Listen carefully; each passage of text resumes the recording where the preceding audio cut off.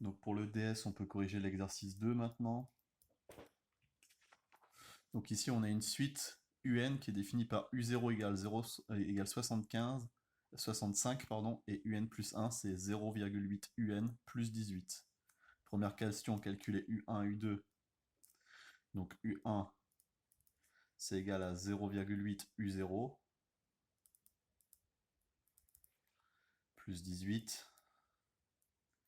Donc 0,8 fois 65 plus 18. Donc on obtient 70. On fait le même calcul pour U2. Ça fait 0,8 U1 plus 18. Donc ça fait 0,8 fois 70 plus 18. Et ça nous donne 74. Voilà pour la question 1. Question 2. On nous donne une nouvelle suite, une suite auxiliaire, V. Donc Vn c'est égal à Un moins 90. Première question, question habituelle, hein, on nous demande de prouver que la suite elle est géométrique de raison 0,8. Bon, maintenant on doit connaître la méthode, hein. Pour montrer qu'une suite est géométrique, il faut montrer que on a Vn plus 1 qui est égal à Vn fois Q. Donc première étape, je calcule Vn plus 1. Ça me fait Un plus 1 moins 90. Qu'est-ce que je fais avec le Un plus 1? Bah, je vais le remplacer par sa formule. Donc Un plus 1, c'est égal à 0,8 Un plus 18.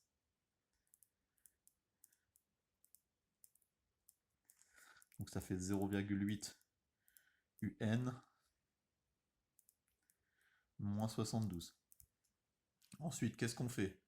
Moi, à la fin, je vais avoir Vn plus 1 égale Vn fois Q. Donc je vais avoir du Vn ici, je ne veux plus avoir de Un. Donc ici, il faut modifier un peu la première relation qu'on nous donne ici. Si je passe le moins 90 de l'autre côté, j'ai plus 90, donc j'ai Un égale à Vn plus 90. Et du coup, le Un qui est là, je peux le remplacer par la formule qui est ici. Et donc ça me donne 0,8 Vn plus 90 moins 72. Je développe 0,8 Vn plus 0,8 fois 90, ça me fait 72, moins 72. Et ici, ça se simplifie. Il reste juste 0,8 Vn. J'ai donc bien montré que Vn plus 1, c'était égal à Vn fois Q. V est donc géométrique de raison 0,8.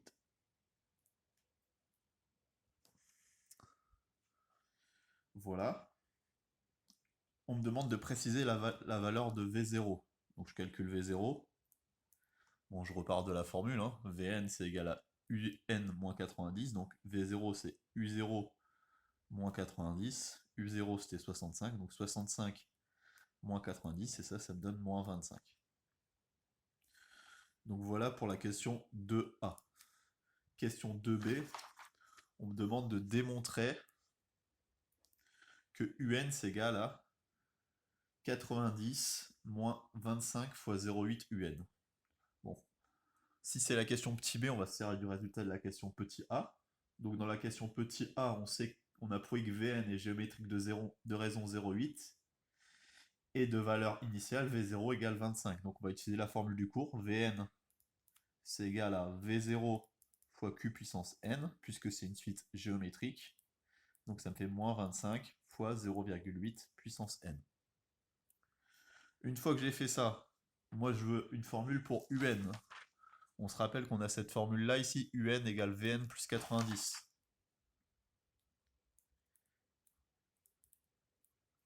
Et donc Vn, je peux le remplacer par sa formule.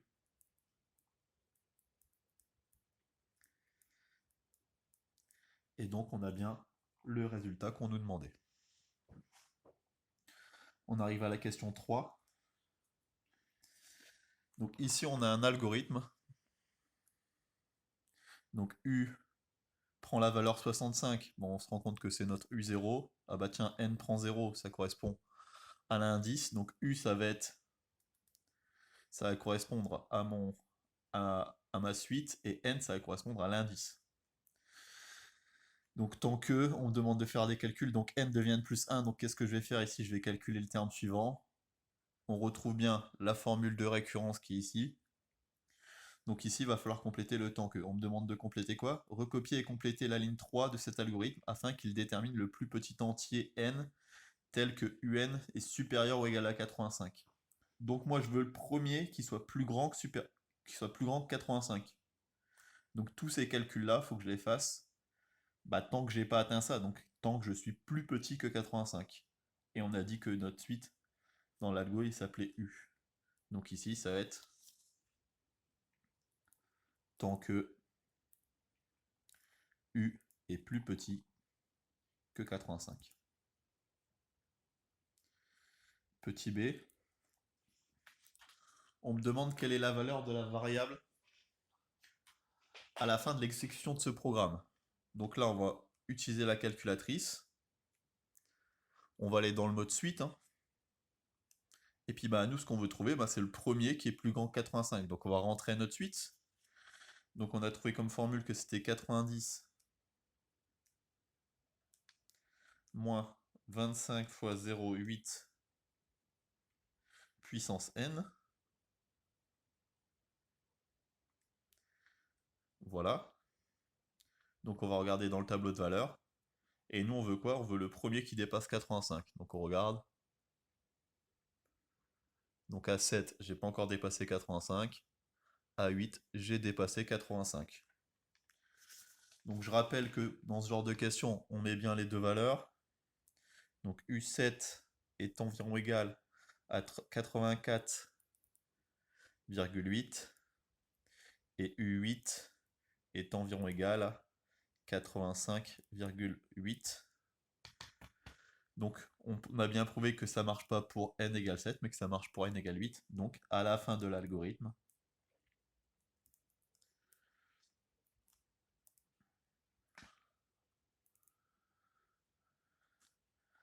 n contient la valeur 8.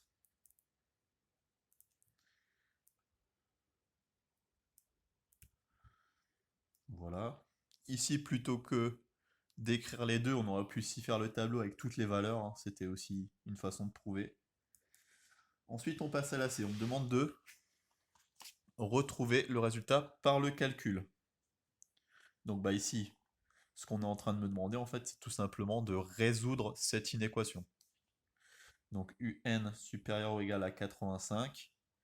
Donc un, la formule c'est 25 fois 0,8 puissance n plus 90. Ça, on veut que ce soit supérieur à 85. Première étape, le 90, je passe de l'autre côté, ça devient moins 90. Donc moins 25 fois 0,8 puissance n supérieur ou égal à moins 5. Deuxième étape, le moins 25, le fois moins 25, je le passe de l'autre côté, ça devient divisé par moins 25. Attention ici, je divise par quelque chose de négatif, donc le sens de l'inéquation s'inverse. Donc 0,8 puissance n inférieur ou égal à moins 5 sur moins 25. Donc ça me donne 0,2. Voilà, donc 0,8 puissance n, ça doit être inférieur à 0,2. Et donc moi je veux trouver le n. Le souci ici, c'est qu'il est en puissance. On sait que quand il est en puissance, on va appliquer le ln, on se rappelle, pour faire tomber la puissance.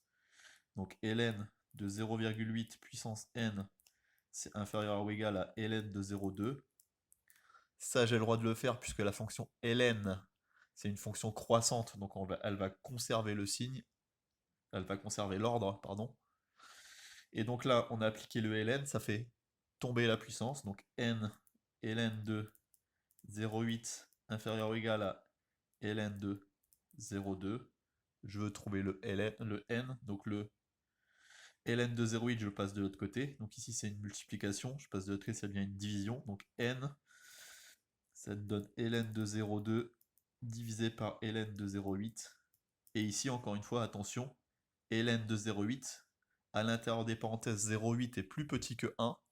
Donc ln de 0,8, ça c'est négatif, c'est plus petit que 0.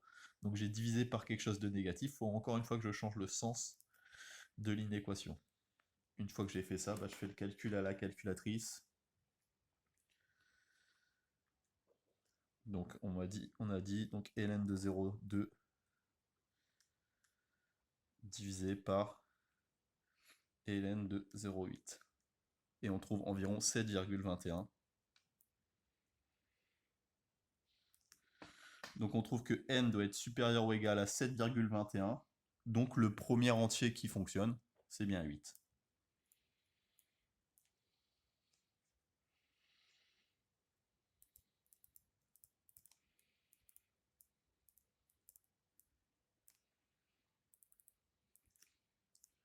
Voilà.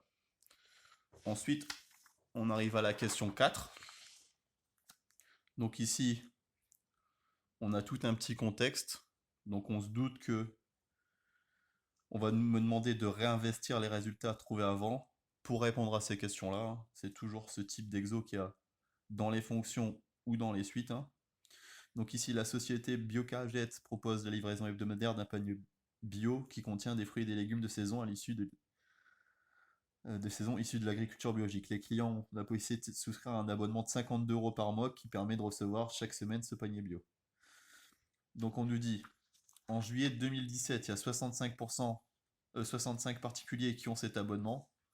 Bah ça correspond à mon U0 égale 65. Et on me dit, d'un mois à l'autre, 20% des abonnements sont résiliés. Une baisse de 20%, ça correspond à une multiplication par 0,8. C'est ma multiplication qui est là. Et chaque mois, j'ai 18 particuliers supplémentaires qui souscrivent à l'abonnement. Bah, c'est mon plus 18. Donc on retrouve bien la fonction U qu'on avait au départ. Donc question 4. Justifier que la suite UN permet de modéliser le nombre d'abonnés de panier bio au nème mois. Bon, on a déjà dit que pour répondre à ce genre de questions, ce qui est important, c'est de bien parler de cette baisse de 20% qui correspond à la multiplication par 0,8. Donc une baisse de 20% correspond à une multiplication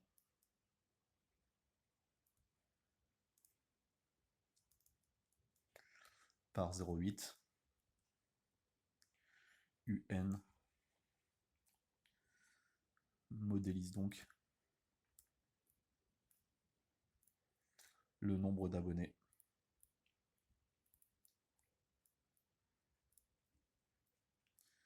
à cette société.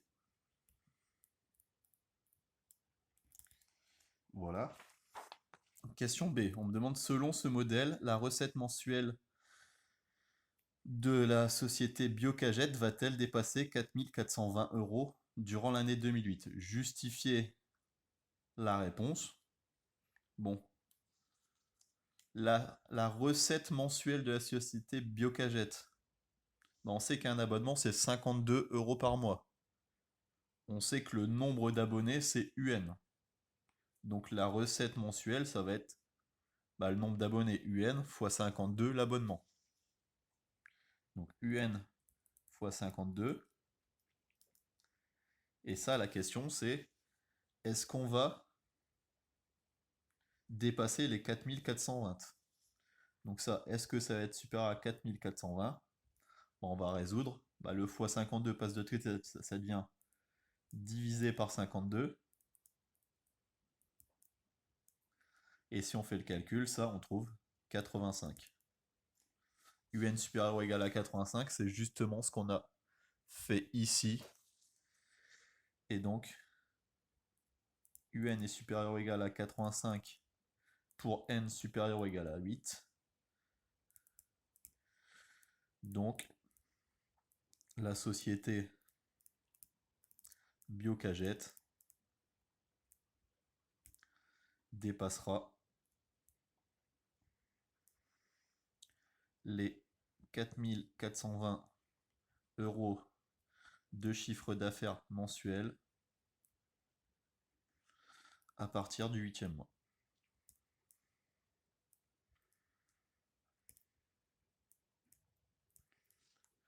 Enfin, question C. Selon ce modèle, vers quelle valeur tend la recette mensuelle de la société Biocaget? Argumenter la réponse. Bon, ici, on parle d'une valeur, vers quelle valeur ça tend. Donc ça, il faut penser à une limite. Donc là, on cherche la limite de UN fois 52. quand n tend vers plus l'infini. Ça, c'est ce qu'on cherche. Donc, on va déjà calculer la limite de un. On sait que un, c'est égal à 0,8 puissance n fois moins 25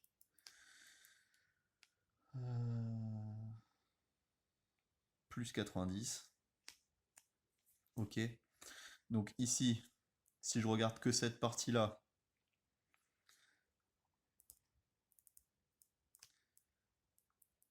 ça tend vers 0, car 0,8 est entre 0 et 1. Donc ça tend vers 0. Je multiplie par moins 25, tout ça, ça tend vers 0. Avec le plus 90, la limite quand n tend vers plus l'infini de un, c'est 90. Et donc la limite de un fois 52, bah, ça va être 90 fois 52.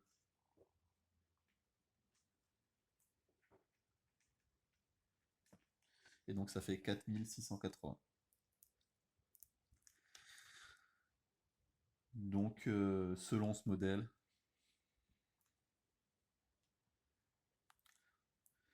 le chiffre d'affaires de la société tend vers 4680 €. Voilà.